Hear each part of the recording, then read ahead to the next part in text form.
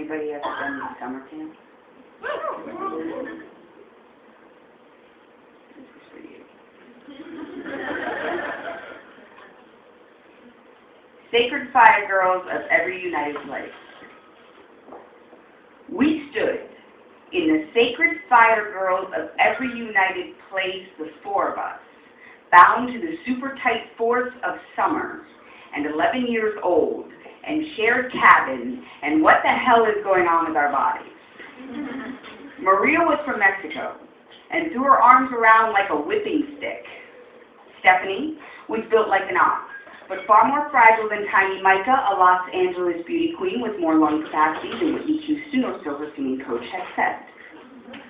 And I, from everywhere and nowhere, was without a sturdy description, but with 5 years of solid bullying stapled to my back, I was prepared to do just about anything in order to not ruin my new invitation at friendship. Maria gave the signal that it was time, and in a whipping rotation of her violent arms, Mama was pantless and half a second flat. This was the plan, but we gasped. She was bare, belly button down. Stephanie sighed but followed, then Micah, and finally, most hesitantly, me.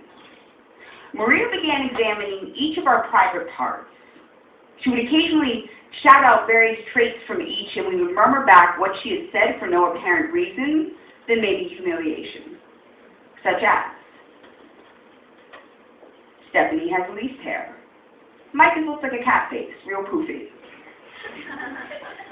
Tristan's hair is the darkest. She must be the most mature. Okay, Maria put her hands on her hips. Now you see mine. Our PJs.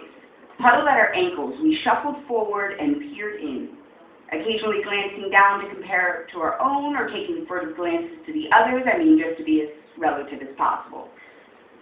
There was something a little different about Maria. The top had this long, thin part that kind of jutted out.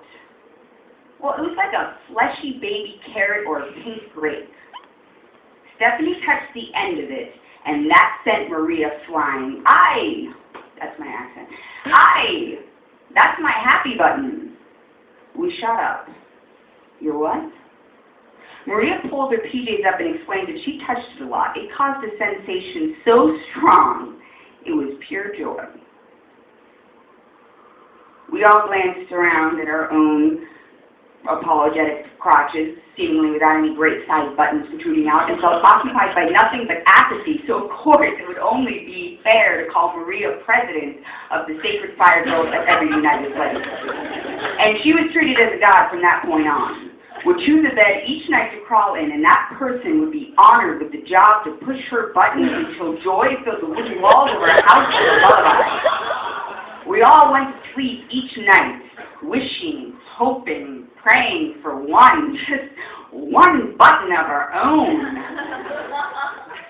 That chance to know happiness so clean, to be filled with that perfect and sticky light.